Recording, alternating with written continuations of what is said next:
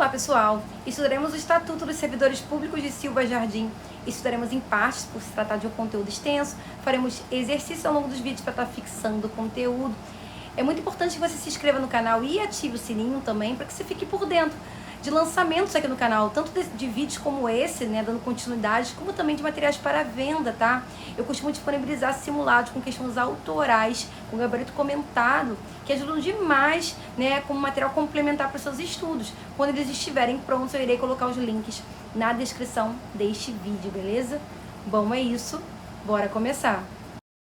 Vamos dar continuidade ao nosso estudo sobre o Estatuto dos Servidores Públicos de Silva Jardim, falando sobre os deveres dos funcionários, né, desse município, que são exercer com zelo e dedicação as atribuições do cargo, né, exercer com cuidado, com zelo, se esforçando para entregar bons resultados, né, ser leal às instituições a que servir, observar as normas legais e regulamentos, ou seja, sempre estar de acordo com as leis e com as normas, cumprir as ordens superiores, exceto quando manifestamente ilegais. Então, existe uma hierarquia e você deve, sim, atender aos pedidos, né, do seu superior, né, dentro daquela escala hierárquica. No entanto, não significa que você vai atender cegamente e nem que o seu superior ele vai agir de forma autoritária. Tá? E se a solicitação ela ferir os preceitos legais, você não deve, evidentemente, cumprir com isso. Muito pelo contrário, você deve denunciar isso. Também atender com presteza, ou seja, né, atender com boa vontade, com prontidão. Tá? Atender quem com presteza? Ao público, de modo geral, né, prestando as informações requeridas, ressalvadas aquelas que são protegidas por sigilo. Então você, um cidadão, pode solicitar alguma certidão, um esclarecimento, né, uma informação junto a uma repartição pública do município, né? Então, nesse caso, você vai fazer um requerimento e compete ao município te entregar essa informação, te entregar essa certidão, expedir essa certidão, exceto se for algo sigiloso. Também compete, né, atender com presteza a expedição de certidões requeridas para a defesa de direito ou esclarecimento de situações de interesse pessoal. Foi o que eu acabei de falar, né? Então, sim, o município ele tem que te entregar essa certidão, né? Expedir, né? Emitir uma certidão que você necessita para uma questão judicial, por exemplo, para defesa de algum direito seu, ou para esclarecer alguma situação de cunho pessoal. Então, sim, deve ser entregue isso com prontidão, assim como as requisições para a defesa da fazenda pública. Também é dever do funcionário levar ao conhecimento da autoridade superior as irregularidades de que tiver ciência em razão do cargo. Foi aquilo que a gente falou ainda há pouco, né? Você deve obedecer à hierarquia? Deve. No entanto, não deve, né, obedecer aquilo que for ilegal. Você deve fazer o que com o que for ilegal? Você tem que levar essa informação, né, para as autoridades superiores, para que elas tomem conhecimento e tomem as devidas providências. Também zelar pela economia do material e a conservação do patrimônio público. O nome já está falando, é um patrimônio público. Então, ele não é seu, né? Aquele computador que você está utilizando, ele não é um computador pessoal, ele é um patrimônio público. A impressora, né, da repartição pública, a impressora da unidade escolar, da secretaria que você trabalha, ela é uma impressora que, na verdade, é um patrimônio público, né? E por aí vai. Então, quando você utilizar, você tem que utilizar, né, de forma racional, de forma controlada, entendendo que aquilo ali não é seu, especificamente seu. Também, guardar sigilo sobre o assunto da repartição, né? Então, você, se tiver ali informações que você tem conhecimento em razão do seu cargo e são informações sigilosas, você tem que guardar sigilo sobre esses assuntos.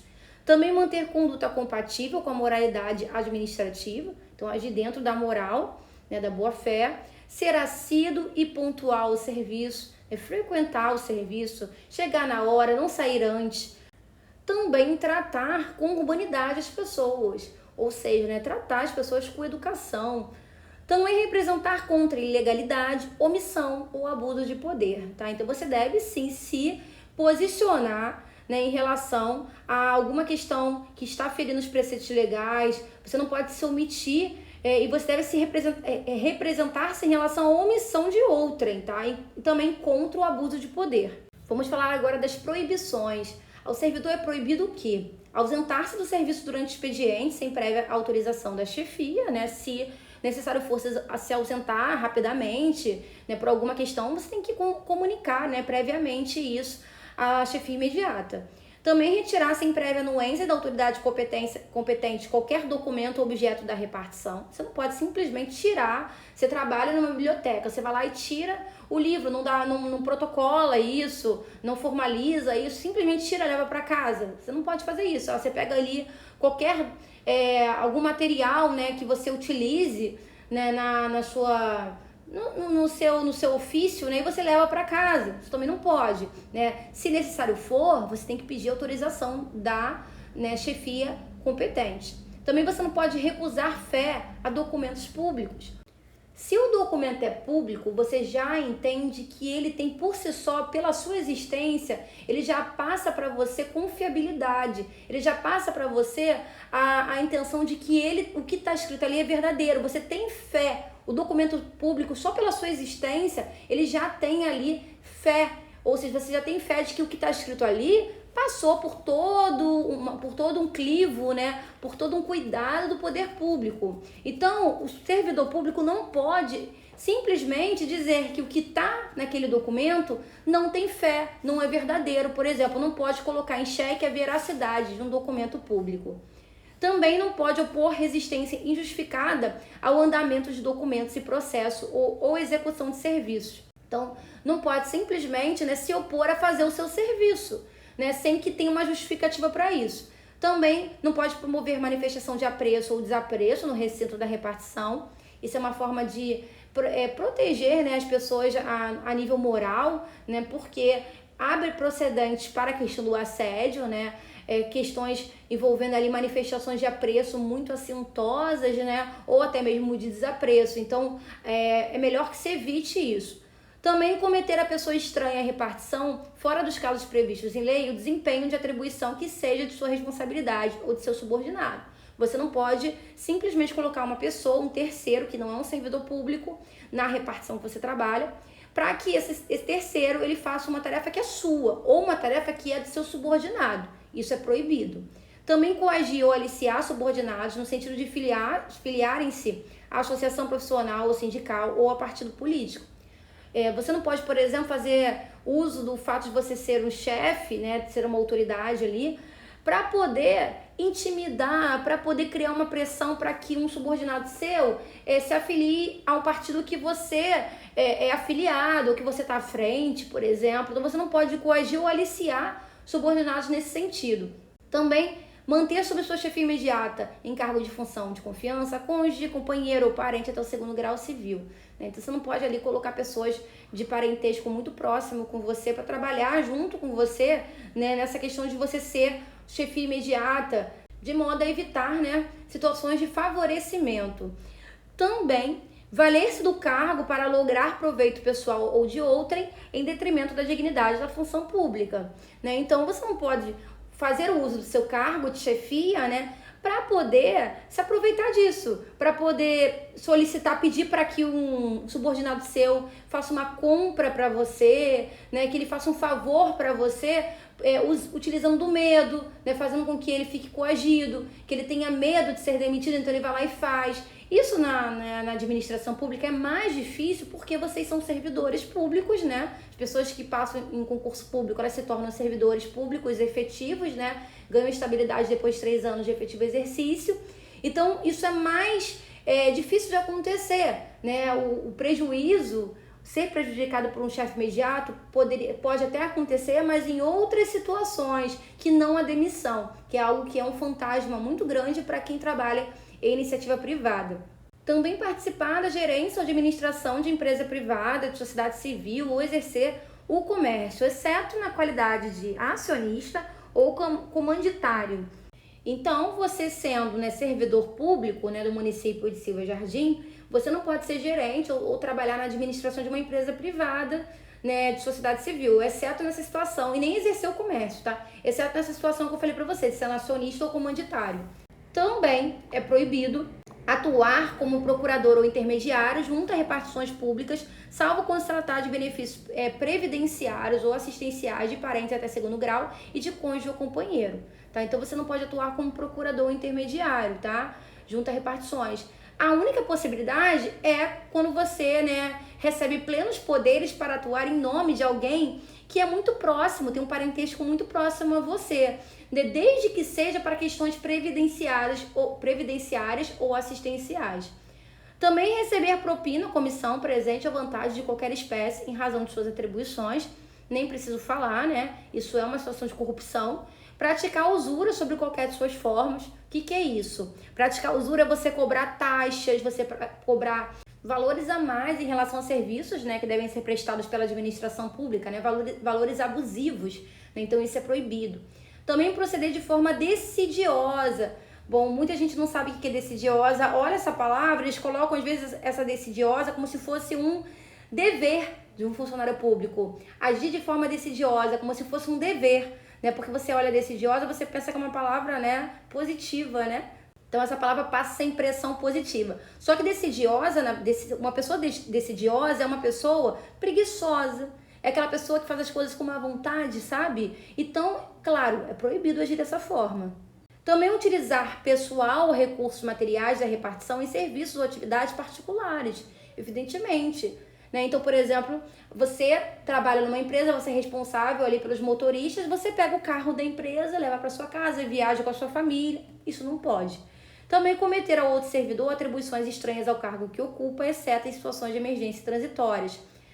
Cada servidor, né, vai ter uma função pública e você não pode simplesmente inventar uma função para aquele servidor que está fora do escopo dele ali, que está fora das atribuições dele, que é estabelecido em regimento. Você não pode simplesmente inventar da tua cabeça uma nova função, fazer ele executar tarefas a mais, tá? Exceto em situações de emergência transitórias.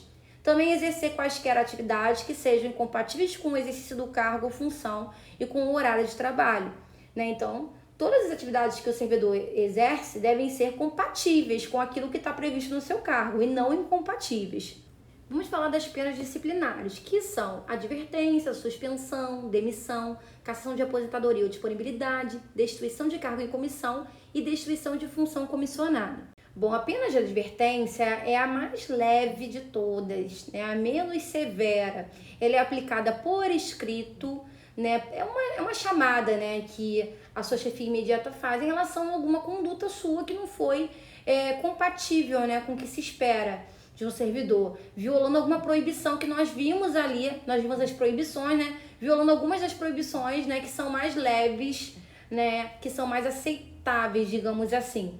O estatuto coloca que vai ser tratado, né, com advertência quando o servidor ele viola alguma das situações que estão constando no artigo 112 que nós estudamos ainda há pouco, das proibições do inciso 1º até o inciso 8º, que são as mais leves, tá? Então, por exemplo, você sair do seu expediente sem avisar o teu chefe, você retirar alguma coisa, algum documento algum objeto da repartição sem avisar, recusar fé a documentos públicos, opor resistência ao andamento de documentos e processos, promover manifestação de apreço ou desapreço, né, coagir ou aliciar subordinados no sentido de filiarem-se a alguma associação profissional ou sindical ou algum partido político, manter sob sua chefia imediata, né, cônjuge, companheiro, parente até segundo grau. Até aí, se você descumprir, né, se você entrar numa situação dessa, né, de proibição, num primeiro momento, você será advertido. Aí vale dizer também que o servidor responde civil, penal e administrativamente pelo exercício irregular de suas atribuições, tá? Então ele não responde apenas administrativamente, né, funcionalmente, mas ele pode responder civil e penalmente também, tá? Então isso pode virar ser enquadrado em um tipo de crime. E ele responder na esfera penal isso, tá? Então sim, responde civil, penal e administrativamente, se ele cometer alguma situação que seja irregular. Bom, a pena de suspensão ela será aplicada em caso de reincidência das faltas punidas com advertência e também da violação das demais proibições que não tipifiquem demissão. Ou seja, uma situação em que a pessoa ela tomou advertência mais de uma vez, ela está frequentemente sendo chamada a atenção e frequentemente recebendo advertência, então ela virou uma pessoa reincidente. Deste modo, ela será enquadrada na pena de suspensão. Ou também diretamente na forma de suspensão, quando cometer ali uma proibição, uma infração que ela não se enquadra como advertência, porque não é tão leve assim, mas também não se enquadra como demissão, porque também não é tão severa. Então é meio termo. Então, nesse caso, é melhor ser aplicado a suspensão. Vale dizer também que não pode exceder a 90 dias a suspensão.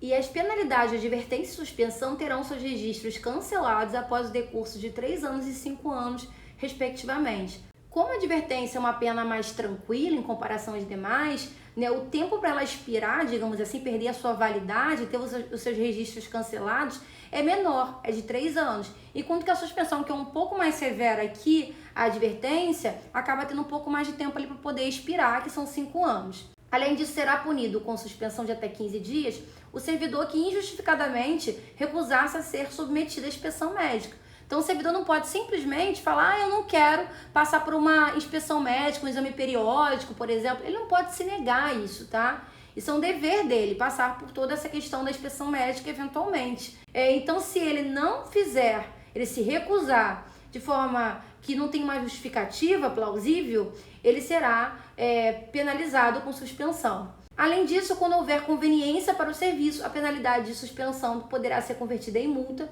na base de 50% por dia de vencimento ou remuneração.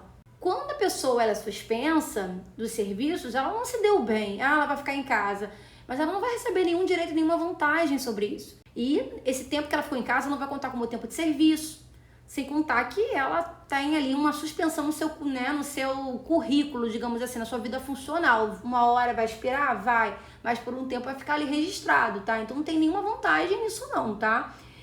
Além disso, a administração pública pode julgar que na verdade é melhor o funcionário ficar no trabalho, cumprindo o expediente dele total lá, as 8 horas de trabalho dele. Ele vai ficar o expediente inteiro. E 50% vai ser convertido em multa. Então ele vai trabalhar as 8 horas e as 4 horas, 50% serão o dinheiro que ele iria receber, ele não vai receber, né? Porque ele está sendo punido com suspensão. Então esse dinheiro ele vai pagar a administração pública. Vamos falar agora da demissão, que é muito recorrente em prova de concurso. Quando é que acontece demissão? Que não é comum, tá? Vale lembrar aqui que demissão não é algo comum na administração pública. O servidor público dificilmente é demitido. Tá? Para ser demitido tem que passar ali por um processo administrativo disciplinar, tem que ser oferecido ampla defesa. Porém, tem situações, sim, que resultam em demissão, como crime contra a administração pública. Você cometeu um crime contra a administração pública que você presta serviço. E aí não tem nem o que discutir, né? Você vai ser demitido. Abandono de cargo. O abandono de cargo é uma situação em que simplesmente o servidor ele para de frequentar o serviço público. 30 dias consecutivos, ele não aparece mais, não justificou, faltou 30 dias consecutivos, ou faltou 60 dias interpoladamente, faltou durante um ano, né? Por exemplo, faltou, em um mês ele faltou 10 dias, em outro mês ele faltou 15, no outro faltou 5, até completar 60 em um ano. Então isso configura abandono de cargo, tá? Tanto você faltar 30 dias seguidos, quanto você faltar 60 dias interpoladamente em um ano. E aí você é demitido.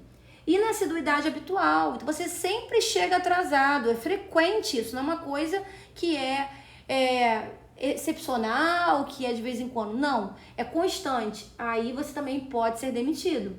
Improbidade administrativa, ou seja, você age de forma contrária aos princípios da administração pública, né? A sua conduta funcional, ela não é adequada, ela prejudica a administração pública, tá? Então, nesse caso, você é enquadrado em improbidade administrativa e você será demitido. Também, incontinência pública e conduta escandalosa, tem a ver também com conduta aqui, né? Você agir com uma conduta, né, escandalosa, de uma forma que prejudica a imagem da administração pública, né? No exercício de suas funções, tá? Então você também será demitido. Também subordinação grave em serviço, né? Então sempre ali de acordo com uma hierarquia, desde que as ordens, né, elas sejam de acordo com a lei. Também ofensa física em serviço a servidor particular, salvo em defesa própria de outrem, tá? Então não é admitido ofensa física de forma alguma. Isso resulta em demissão. Só tem uma situação que é admitida, entre aspas, é uma ressalva, vamos colocar assim, que é quando você se defende, por uma questão de defesa própria, de legítima defesa, ou você defendendo uma outra pessoa. Então, você nessa situação, aí você não é demitido. Também a aplicação irregular de dinheiro público. O dinheiro público ele tem um destino certo. Se você está aplicando de forma irregular, se você está desviando dinheiro público, por exemplo, você está agindo de modo que você será demitido. Revelação de segredo, do qual se apropriam em razão do cargo. Você não pode revelar nenhum segredo que você saiba por conta da sua função. Lesão aos cofres públicos e dilapidação do patrimônio nacional, Então você não pode causar nenhum tipo de prejuízo aos cofres públicos, ao erário, Os cofres públicos, esse dinheiro vem do povo, dos contribuintes, tem um destino certo e deve ter ali um cuidado em relação à sua utilização. Também a corrupção, evidentemente, se enquadra numa situação de demissão. Acumulação ilegal de cargos, empregos ou funções públicas. Então, em regra, você não pode acumular funções públicas. Existem algumas exceções, como, por exemplo, 2 matrículas de professor. Você pode ter 2 matrículas de professor, desde que haja compatibilidade de horário. Também é possível acumular um cargo de professor com outro técnico ou científico. Também é possível acumular 2 cargos privativos de médico. Então, normalmente, são essas as exceções, tá? Tirando isso, não pode. Também, transgressões dos incisos 9A ao inciso 15 do artigo 112, que são aquelas proibições que nós estudamos no início da aula, Mas são aquelas proibições que elas têm uma natureza mais severa, mais grave, do que aquelas outras que resultam em advertência que nós vimos, tá? Então, por exemplo, valer-se do cargo para poder tirar proveito pessoal, participar de gerência ou de administração de empresa privada, exercer o comércio, atuar como procurador ou intermediário junto a repartições, receber propina, comissão, vantagens, praticar usura, proceder de forma decidiosa, utilizar pessoal ou recursos materiais em serviço para atividades particulares. Então, essas são situações que, se você cometer essas proibições, você vai ser enquadrado em demissão. Em relação à cassação de aposentadoria ou disponibilidade, isso vai acontecer, será cassada a aposentadoria ou disponibilidade do inativo que houver praticado na atividade falta punível com demissão. Então, ele foi aposentado, ele está em disponibilidade, mas foi descoberto que quando ele estava ativo, ele praticou uma situação que caracterizava a demissão, e aí ele vai ter o quê? Vai ter a sua aposentadoria cassada. Como eu já tinha adiantado para vocês, configura-se abandono de cargo, a ausência intencional do servidor por mais de 30 dias consecutivos, entende-se por inassiduidade habitual, a falta ao serviço sem causa justificada por 60 dias interpoladamente durante o período de 12 meses. Esse estatuto, ele coloca essa falta de 60 dias interpoladamente durante um ano como inassiduidade habitual. Normalmente os estatutos colocam como abandono de cargo também, tá? Mas aqui ele coloca como inassiduidade habitual. O abandono de cargo ele considera apenas aqueles 30 dias consecutivos de falta. Também as penalidades disciplinares elas serão aplicadas pelo prefeito e pelo presidente da Câmara, e nos casos de demissão, destituição de cargo em comissão, cassação de aposentadoria ou disponibilidade superior a 15 dias. E pelas autoridades administrativas de hierarquia imediatamente inferior, no caso de advertência ou suspensão de até 15 dias. Percebam que situações mais graves, como a demissão, a destituição do cargo em comissão, ou seja, aquele cargo comissionado de livre nomeação e exoneração, cargo de confiança, a pessoa foi destituída do cargo. Ela teve que deixar o cargo, tiraram ela do cargo, na verdade, tá? Ou teve a sua aposentadoria cassada, ou sua disponibilidade cassada por um período superior a 15 dias, essas situações específicas, quem vai aplicar será o prefeito e também o presidente da Câmara, por serem situações mais graves. Situações menos graves, como advertência ou suspensão de até 15 dias, aí quem aplica são as autoridades administrativas da hierarquia imediatamente inferior. A ação disciplinar prescreverá em 5 anos infrações puníveis com demissão, cassação de aposentadoria e destituição de cargo em comissão, 2 anos no caso de suspensão e 180 dias no caso de advertência. Então, situações mais graves, como demissão, cassação de aposentadoria e destituição de cargo em comissão, o tempo para poder prescrever é maior, são 5 anos. A suspensão ela é intermediária, então o tempo é um pouco menor que aquelas situações mais graves, mas também é maior do que a advertência, são 2 anos. Já a advertência é a mais leve de todas, então o tempo é menor, são 180 dias. Bom, a autoridade que tiver ciência de irregularidade no serviço público é obrigada a promover a sua apuração imediata, mediante sindicância ou processo administrativo disciplinar, assegurado ao acusado ampla defesa. Tá? Então, teve alguma situação ali que foi irregular. A autoridade competente, ela tem que apurar isso, ela tem que investigar isso. Então, ela vai abrir uma sindicância, que é um processo mais simplificado, para situações menos complexas, né, que costuma ser mais rápido, ou um PAD em situações mais complexas, que demandam mais tempo, demandam maior complexidade. Então, da sindicância pode resultar arquivamento do processo, aplicação de penalidade de advertência ou suspensão de até 30 dias, ou instauração do PAD, que é o processo disciplinar. Então, foi constatado, né, pela sindicância que aquela irregularidade não tinha razão de existir, né, que ela uma irregularidade, não foi uma irregularidade, na verdade, né, que a pessoa ali, o servidor que estava passando pela situação, né, estava sendo analisado, apurado, ele na verdade é inocente. Então você arquiva o processo. Também a questão da advertência ou suspensão, porque são situações mais tranquilas, são penas mais tranquilas. Então você pode aplicar essa penalidade, né, numa situação de sindicância. Agora, a sindicância por si só não foi suficiente para você conseguir apurar um fato. Aí você instaura o PAD, o processo administrativo disciplinar. O prazo para a conclusão da sindicância não pode exceder a 30 dias, podendo ser prorrogado por igual período. Foi o que eu falei, né? A sindicância ela é mais simples, tá? Então o tempo dela também é menor, tá? O tempo dela é de 30 dias, você pode prorrogar isso, se necessário for. Ou seja, por mais 30 dias, totalizando 60 dias. Sempre que o ilícito praticado pelo servidor ensejar a imposição de penalidade de suspensão por mais de 30 dias, de demissão, cassação de aposentadoria ou disponibilidade, ou destituição de cargo em comissão, será obrigatória a instauração do processo disciplinar. Se enquadrou em situações mais graves, não é uma advertência, não é uma simples advertência, não é uma suspensão, né, de até 30 dias, é uma suspensão por mais de 30 dias, é uma situação que ela pode resultar em demissão, em cassação de aposentadoria ou disponibilidade, pode resultar em destituição de cargo em comissão. Então, nesse caso, você vai ter que apurar mediante PAD.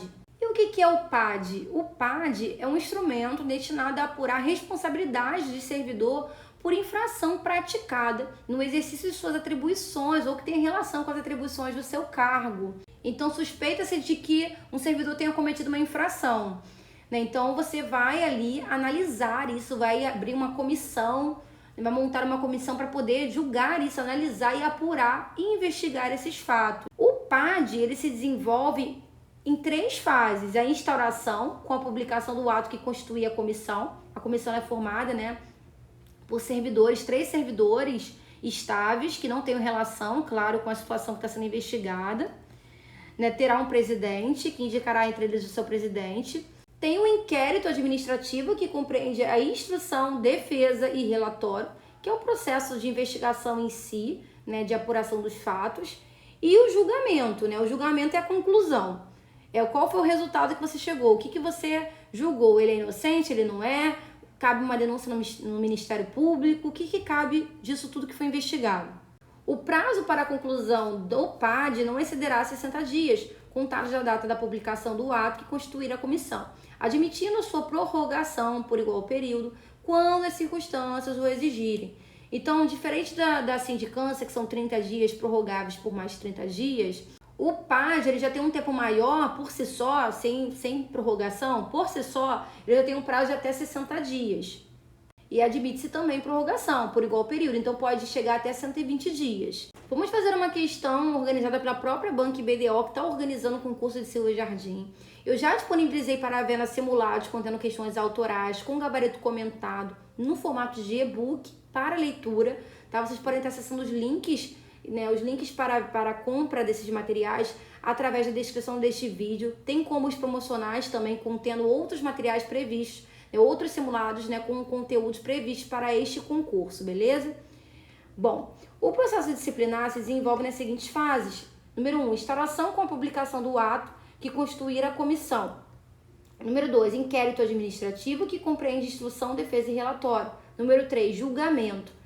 Assim, após análises afirmativas acima e sob a luz do Estatuto dos Funcionários Públicos do município de Silva Jardim, marque a alternativa correta. Nós acabamos de ver isso, né? De fato, o PAD se desenvolve em 3 fases, que é a instauração, que tem sim essa publicação de quem vai compor a comissão, né? Os 3 servidores. O inquérito, né? Que é o processo em si de investigação. E o julgamento, que são as conclusões, né? Que você chega em relação a essa investigação. Então, todas as afirmativas estão corretas. A letra D é a nossa resposta. Bom, vamos falar agora sobre a questão da aposentadoria. Bom, a aposentadoria, ela pode acontecer por invalidez permanente, e aí o servidor vai receber proventos integrais, compulsoriamente. Aí vale dizer que nós tivemos a reforma da Previdência, tá? Então eu trouxe esse tema aqui, mas eu tenho que falar para vocês que essas informações, elas estão desatualizadas, né? Então a aposentadoria compulsória, por exemplo, ela agora não é mais 70 anos, agora era 75 anos. Tá, o que é aposentadoria compulsória? Quando o servidor ele não tem mais escolha, não é mais, eu desejo continuar, não, ele vai sair compulsoriamente, tá? Independente da vontade dele. E aqui ele coloca outras situações de aposentadoria, né? Por idade, por tempo de serviço, também o pessoal do magistério. Mas, como eu falei, nós temos a reforma da Previdência, e essa reforma da Previdência, ela leva em consideração um sistema de pontos. Tá? Então, uma forma de você se aposentar, né, para você saber o tempo, né, que você vai se aposentar, você tem que somar a sua idade com o tempo de contribuição. Então, no caso de 2024, com o nosso ano vigente, para as mulheres se aposentarem, né, tem que ser necessário 91 pontos no mínimo, e para homens 101 pontos. E esses números eles vão subindo todo ano, tá? E aí, em 2025, ano que vem, a somatória será de 92 para mulheres e 102 para homens. Isso é o que nós chamamos de regra de transição, tá? Que vai acontecer até 2035. Além dessa possibilidade, né, de você se aposentar através do sistema de pontos e também compulsoriamente por idade, tem também a possibilidade de se aposentar pela idade mínima, para quem não tem pontos, né, mas contribui, é um contribuinte, né, para o INSS. Então percebam que tá bem diferente, né, do que era as regras de aposentadoria antigamente, tá? Então por isso que eu tenho que falar isso pra vocês. Muita gente me pergunta nos comentários, né? Mas o que prevalece? É o estatuto ou as informações da Constituição Federal, as informações atualizadas, né? Bom, vai depender de banca para banca. Eu não posso chegar e dizer para vocês, não, é cabal, sempre vai ser a Constituição Federal. A Constituição Federal ela vai prevalecer para o caso concreto, mas para caso de cobrança em prova de concurso, a gente espera, né, que o elaborador ele tenha esse cuidado de quando ele cobrar alguma coisa, ele saiba de que aquela informação está desatualizada e não cobre aquilo. Então, cobre uma informação atualizada. Mas ele colocou de acordo com o estatuto, né? Então, ok, né? Mas o estatuto está desatualizado, né? Então, assim, a gente espera que o elaborador tenha esse cuidado, porque isso acaba se transformando num problema para a banca, né? Porque vai ter um número ali muito grande de recursos, né? Que a banca vai ter que analisar, tá? Então, a gente espera isso. Vai ter alguém que vai dizer, não, mas eu já vi cobrando informação desatualizada e não foi anulado. Até pode acontecer, gente. Não tem como dizer para vocês que isso acontece em todas as bancas, tá? Mas é muito contraditório isso, tá? É bastante contraditório, na verdade. A gente não espera isso, né? Uma banca com qualidade, ela vai tomar esse cuidado. Bom, aqui também é dito um pouco mais sobre a aposentadoria, né? A aposentadoria compulsória será automática e declarada por ato, aquela que acontece, né? Aos 75 anos, via reforma da Previdência, com vigência a partir do dia imediato, aquela em que o servidor atingir o limite de permanência no serviço ativo, né? É automático. Ele chegou na idade ali, que resulta nisso, né, que é 75 anos, automaticamente ele é aposentado. A aposentadoria voluntária ou por invalidez vigorará a partir da data de publicação do respectivo ato. Em relação à aposentadoria por invalidez, ela será sempre precedida de licença para tratamento de saúde por período não excedente a 24 meses. Então, antes de você aposentar um servidor por invalidez, você tenta antes, né, uma licença para que ele se recupere. De repente eles se recuperem, né, usando a licença para tratamento de saúde, né? Isso pode acontecer. Mas mesmo com a licença ele não conseguiu se recuperar, não consegui nem readaptar ele, enfim, aí nesse caso não tem jeito, ele será aposentado por invalidez. Expirado o período de licença e não estando em condições de reassumir o cargo ou de ser readaptado, o servidor será aposentado, não vai ter outra opção. Temos outros direitos concedidos aos servidores, como auxílio natalidade, né, que é devido à servidora por motivo de filho, tá, em quantidade equivalente ao menor vencimento do serviço público, inclusive o caso de natimorto, tá? E no caso da servidora ter parto múltiplo, o valor será acrescido em 50% por nascituro. Então ela teve gêmeos, né? Então vai ser acrescido 50% por cada um, para cada um. Também temos o salário família, que é devido, né, ao servidor ativo ou inativo por dependente econômico. E para ser dependente econômico de um servidor, tem que se enquadrar em algumas situações, né? Por exemplo, uma situação de um filho ali que tem algum tipo de invalidez que impede com que ele consiga lidar com as suas questões de forma independente, um filho menor de 21 anos que vive as suas expensas, né? Ou a mãe ou o pai sem economia própria daquele servidor. Então, são situações que configuram isso.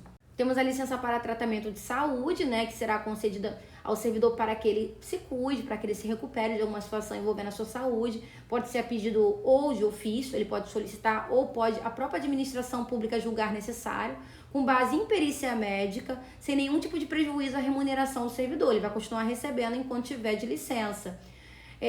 Para licença de até 30 dias, a inspeção será feita por um médico da própria Secretaria Municipal de Saúde e Assistência Social. Por um prazo maior, será feito por uma junta médica oficial. Temos também a licença à gestante, à adotante e também a licença paternidade, né? Será concedida a licença servidora gestante por 120 dias consecutivos, sem nenhum prejuízo à sua remuneração, ela vai continuar recebendo. A licença ela poderá ter início no primeiro dia do 9º mês de gestação, salvo uma recomendação, uma antecipação, segundo, né, prescrição médica, segundo os médicos, se for necessário. A licença paternidade era de 5 dias consecutivos, tanto pelo nascimento quanto pela adoção de filhos. E para amamentar o próprio filho até 6 meses, a servidora lactante ela terá direito, né, durante o período de trabalho, a 1 hora de descanso que poderá ser parcelada em 2 períodos de meia hora.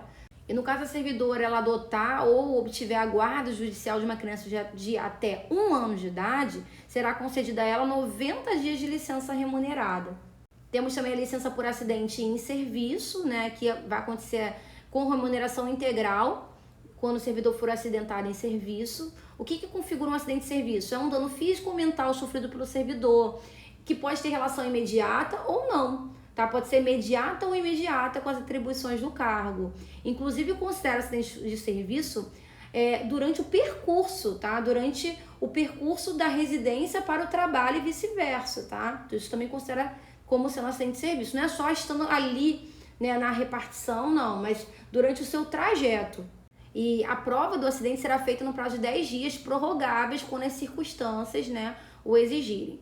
E nós temos a pensão também, né, que vai acontecer por morte do servidor, né, os dependentes farão jus a uma pensão mensal, que é no valor correspondente ao da respectiva remuneração ou provento, a partir da data de óbito. Estamos quase finalizando, tá? O vídeo acabou ficando um pouco longo, mas é o último vídeo da playlist, então a gente está finalizando a playlist também.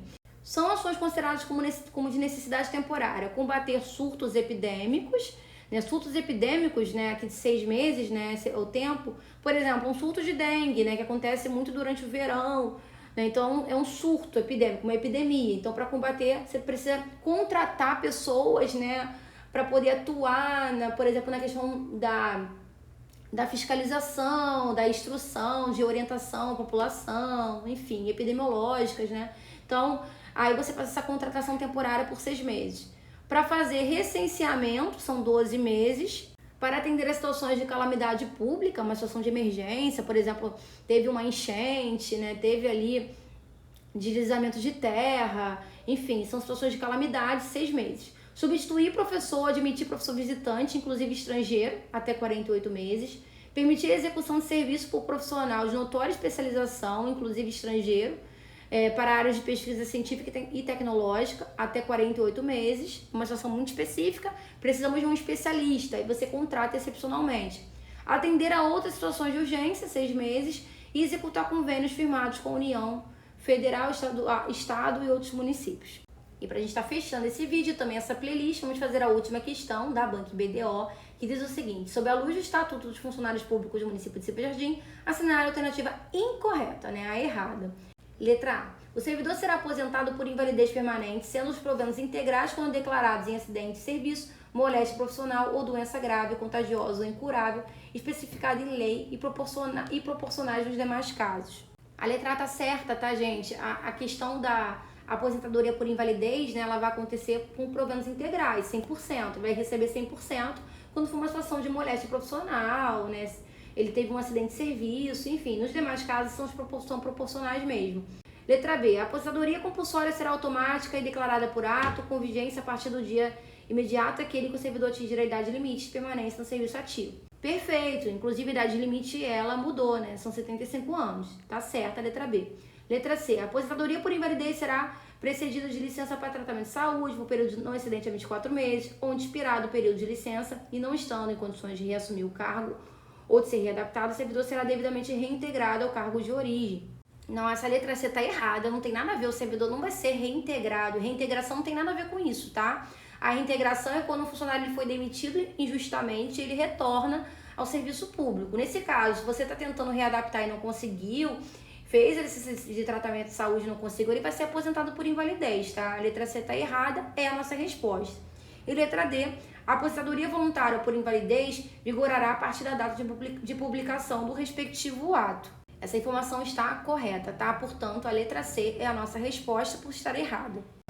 Fala pessoal, espero que esse vídeo tenha contribuído para os seus estudos. Se você gostou, não deixe de deixar um like, também um comentário. Aproveita que está por aqui e explora outros conteúdos do canal. Aqui no canal tem várias playlists que podem ser interessantes para o seu estudo. Tem playlist de legislação educacional para a galera de educação, playlist de legislação ambiental para a galera do meio ambiente, de noções de administração pública, simulados de português, de fundamentos de educação, enfim, beleza? É isso, bons estudos e eu vejo vocês nos próximos vídeos.